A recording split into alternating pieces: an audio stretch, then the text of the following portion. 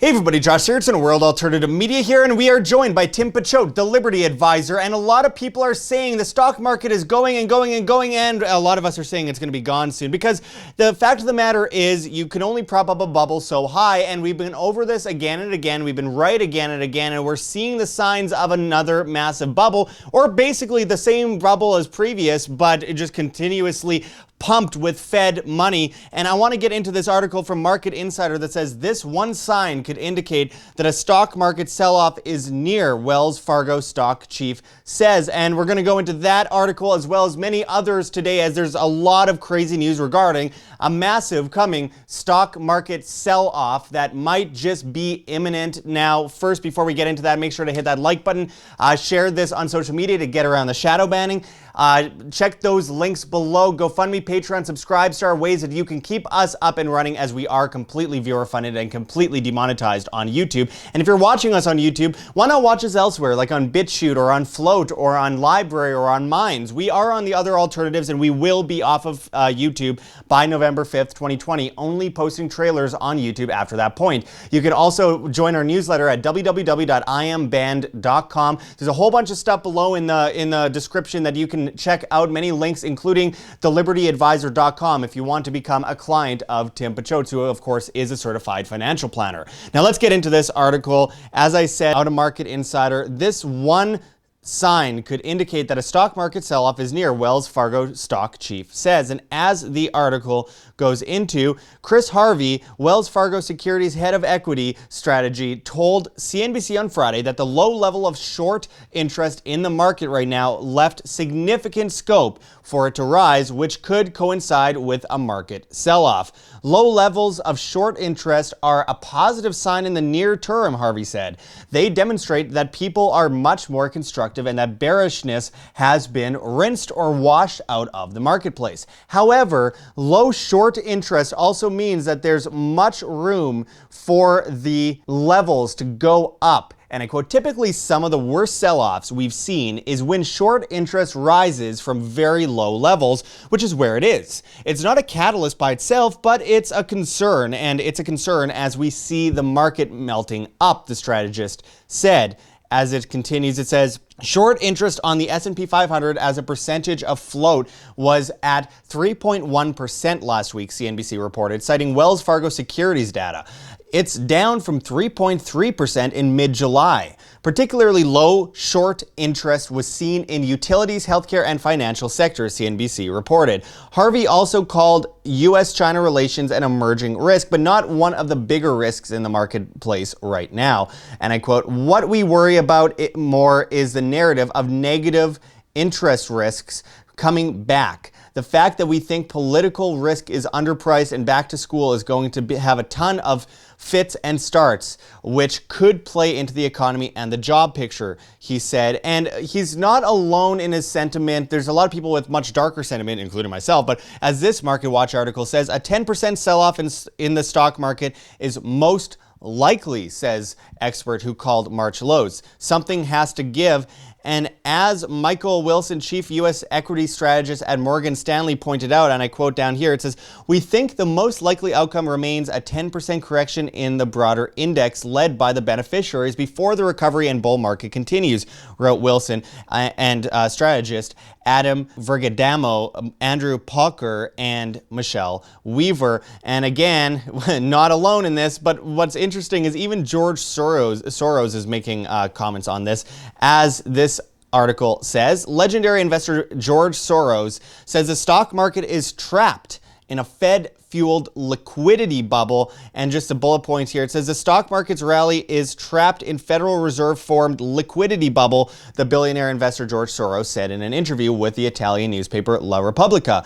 Valuations rest on hopes for another fiscal stimulus bill and President Donald Trump announcing a coronavirus vaccine before Election Day, Soros said. The legendary investor advised investors to assume fallibility and reflexivity in markets as participants' world views are are always incomplete and distorted. He also said that Donald Trump is very dangerous and he must be stopped, and, you know, the usual stuff that George Soros says. Now, with George Soros, you know, a broken clock is right twice a day, right? And a lot of people have similar sentiment, and it's just based on basics. I mean, as this Market Watch article says, stocks gain altitude after jobless claims slide below 1 million, but Dow Industrials pressured by Cisco shares. Jobless claims come in far better than expected, but 1 week doesn't make a trend, one investor points out. Now, I do want to point out that whatever they say about jobs, never believe it, because the job numbers are always wrong. Like, they're always wrong. The labor force participation rate points that out, just like inflation rates. The inflation rate that we're following is basically always wrong. Look at John Williams' shadow stats.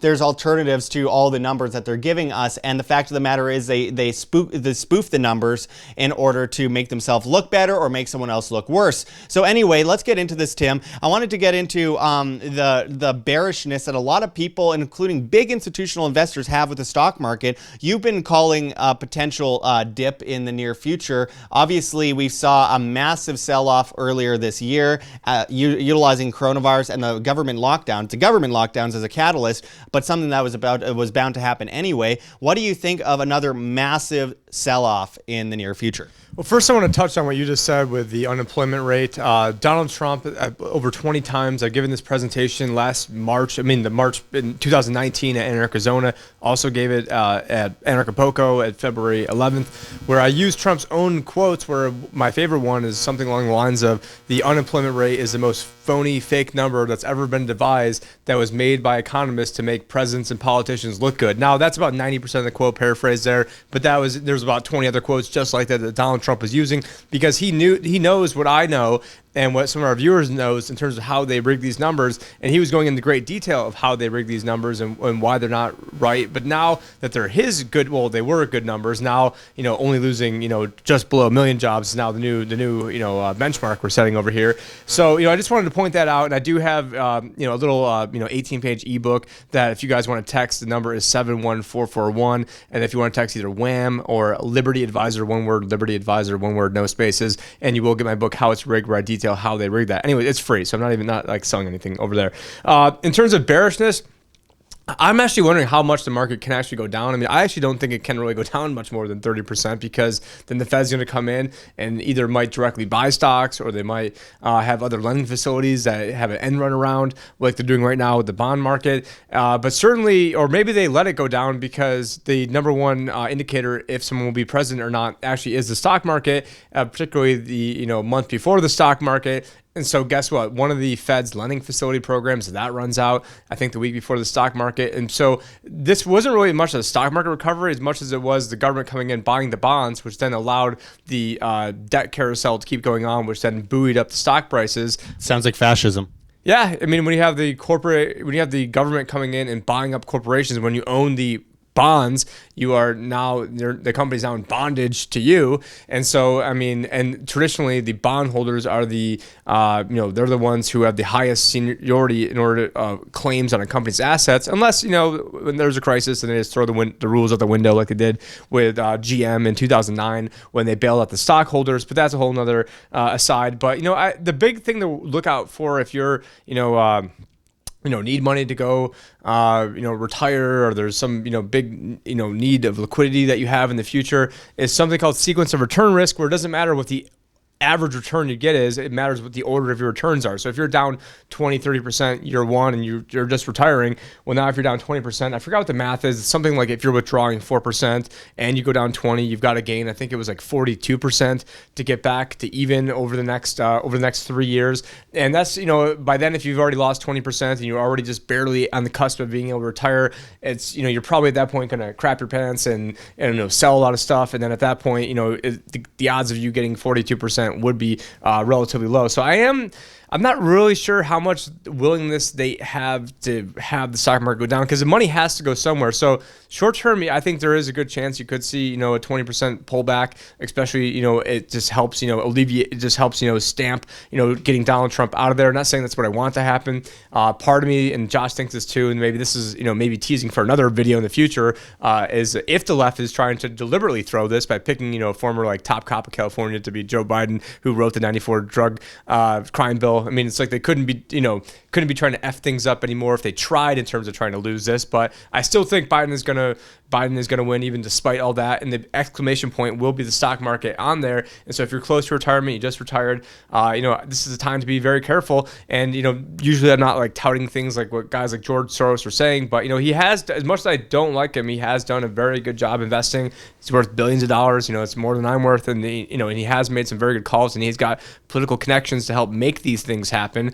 I'm sure there's no insider trading going on at all with George Soros, but I do want to bring up, I'm kidding, of course. I don't want to be sued, so yeah. I'm just saying that. He does sue a lot of YouTubers, actually. So yeah, allegedly. Anyway, so I do want to point out something though that I find interesting is that at some point something has to give. I mean, you have the Fed printing insane amounts of money into the stock market. Now, that stock market, eventually, this money becomes liquid. So while we witness deflation temporarily, long term, we're going to see a lot of inflation come out of this because eventually people have to get that money. It's going to end up in people's hands, most of it being digital. I believe 97% or so is digital.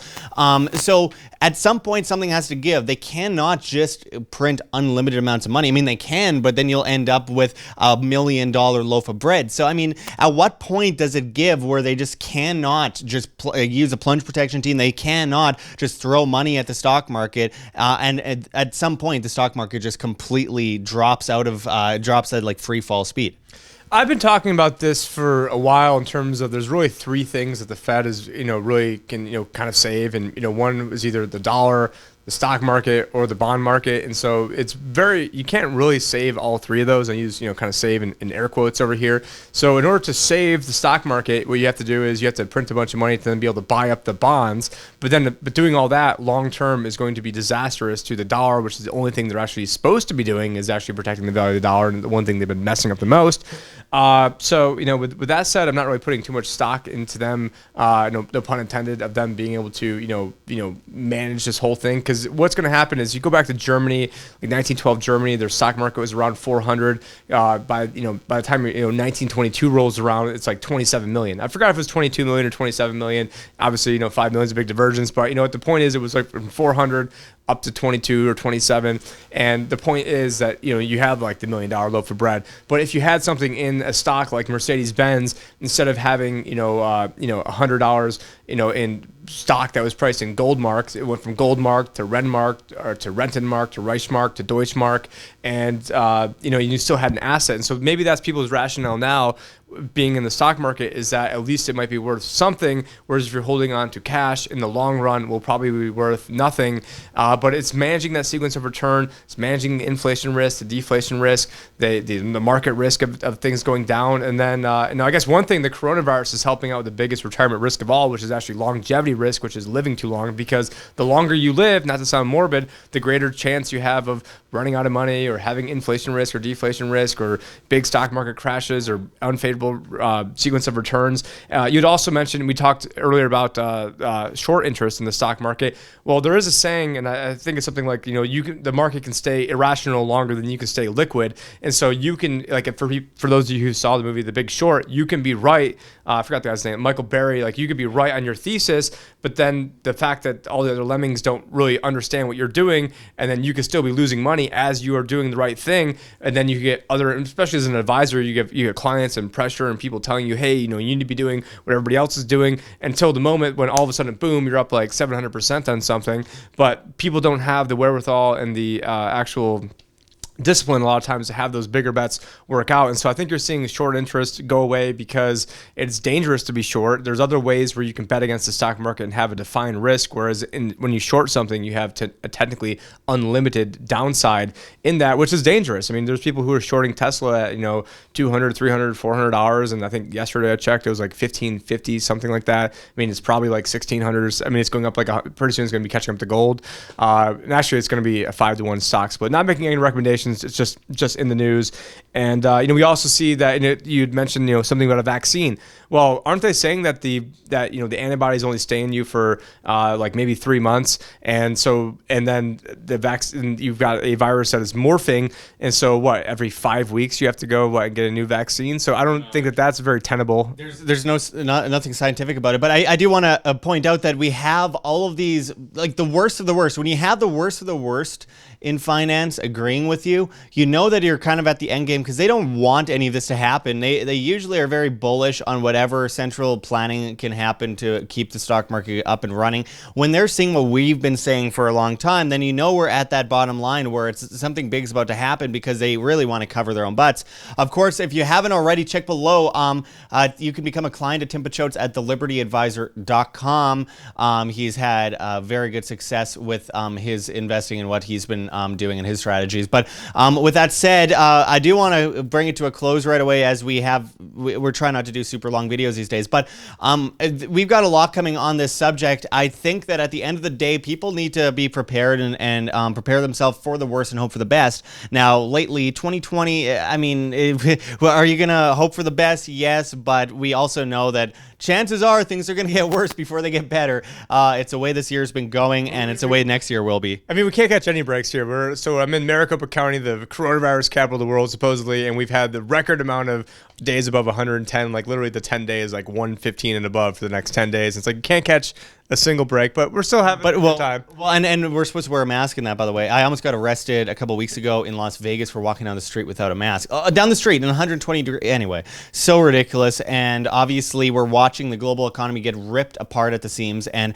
that isn't because of a virus. That is because of another virus called government and central banks and central planning, and something that all came to this point over a long period of time. It built up over time, massive bubbles, obviously a ton of central planning and a ton of regulations, taxes, a ton of manipulation from government manipulating businesses and pushing small businesses under, while rising up the big, massive monopolies under the guise of stopping the big monopolies. You're just creating problem, reaction, solution, repeat perpetually in a circle for eternity. And that is what we're witnessing come to fruition right now, the end game. And this is the end game. And it's about time that people be prepared and do what we've been saying for a long time.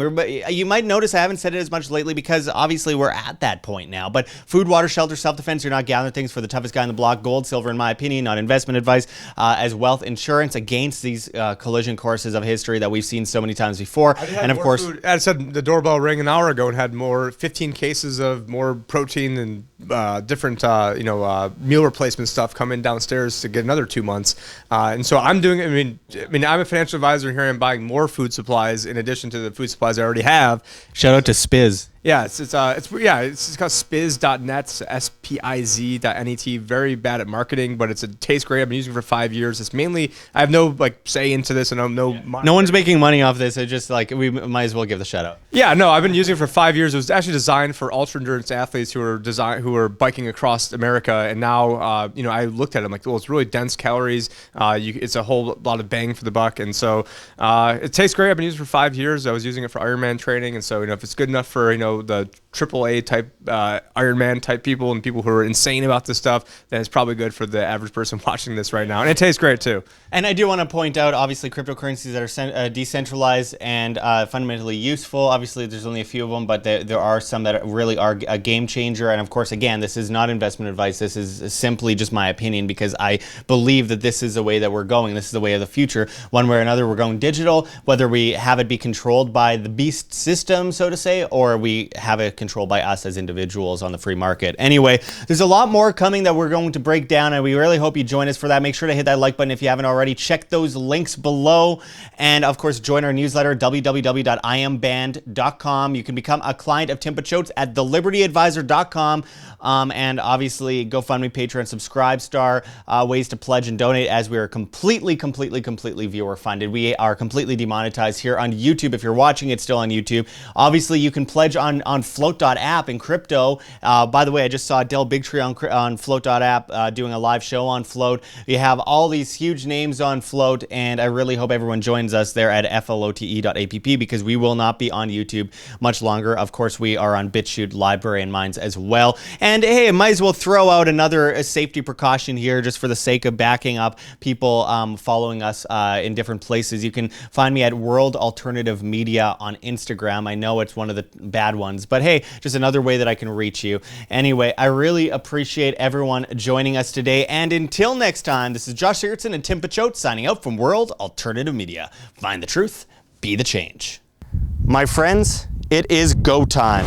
We are completely demonetized on YouTube, and we depend on the viewer to stay alive and spread the message of freedom and truth. So check those links below. GoFundMe, Patreon, Subscribestar, anything you guys could do to help keep independent media alive helps enormously in helping spread this message to the masses. So make sure to check those links. Donate to our Bitcoin address on the screen or below. We really appreciate anything you could do to keep us alive. You could check those links below for Cointree as well, where you can find other cryptocurrencies that you can donate and keep WAM alive. Find us on flote.app, flote.app, as well as BitChute and LBRY and Mines. We're on all the other platforms. We are leaving YouTube soon, so make sure to find us at those sites because it's the only way we can keep talking to you, the masses, the great people that actually care about the future of free humanity. Also, join our new newsletter at www.imband.com. Anything helps at this point, guys. We need to support free information online. This is the most difficult time in our history, and it takes a lot of hard work to keep our message alive in the face of great evils that have taken over the propaganda news on television as well as on YouTube, where YouTube decides what you can or cannot see. We need your help, my friends. So I really appreciate anything you guys can do. Check those links. There's many ways you can help. Until next time, though, thanks, everyone. This is Josh Sigurdson signing out from World Alternative Media. Find the truth, be the change.